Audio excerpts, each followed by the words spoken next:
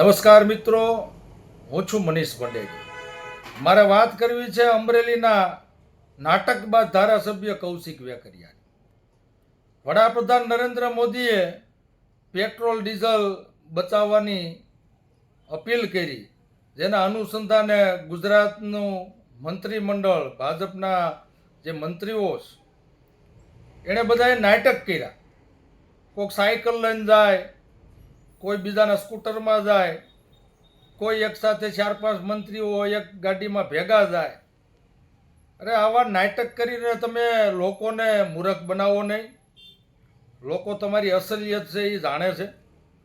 કૌશિક વેકરિયા છે એ માત્ર 2 લાખનું બ્લોકનું રોડનું કામ હોય તો વળી એનું ખાતમુહૂર્ત કરવાય જાય અને લોકાર્પણ કરવા પણ ગાડીનો કાફલો લઈ જાય. તો એલા ભાઈ, નાટક કરવાનું બંધ કરો. તમને અમરેલી કુકાઓ વડિયાની જનતા છે એ સારી રીતે ઓળખી ગઈ છે. તમે શું ધંધા કરો છો, તમારે જે કરવાનું છે એ કરો.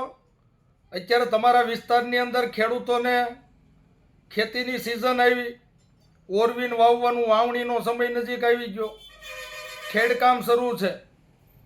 તો ખેતરની અંદર ટ્રેક્ટરથી ખેતી અત્યારે થાય છે, તો ડીઝલ ક્યાંય મળતું નથી. તો પહેલાં તો દરેક પંપે ખેડૂતોને ડીઝલ સરળતાથી મળે એ કરો. બીજું, ખેડૂતોને ખાતરમાં 2 ફાર્મ રૂપિયા ભાવ વધારો આપ્યો, એ ભાવ વધારો પરત ખેંચાવીને ખેડૂતોને સારું અને સસ્તું ગુણવત્તાવાળું ખાતર ઉપલબ્ધ કરાવો. ટેકાના ભાવે ઘઉંની ખરીદવાની મોટા ઉપાડે જાહેરાત કરી. હજી તમારા અમરેલી વિસ્તારની અંદર ટેકાના ભાવે ઘઉંની ખરીદી નથી થઈ. જે તે લાગતા વળગતા અધિકારીઓને પૂછો તો એમ કે બારદાન નથી, માટે ટેકાના ભાવે ખરીદી અત્યારે બંધ છે. તો કૌશિક વેકરિયાને કહેવા માગું છું, એટલે તમે જે નાટક કરો છો એ તમારા નાટક મંડળીના નાટક બંધ કરો. ખેડૂતોને ટેકાના ભાવે જે ખરીદી શરૂ નથી થઈ એ ખરીદી વહેલી તકે બારદાન પૂરા પાડીને શરૂ કરાવો.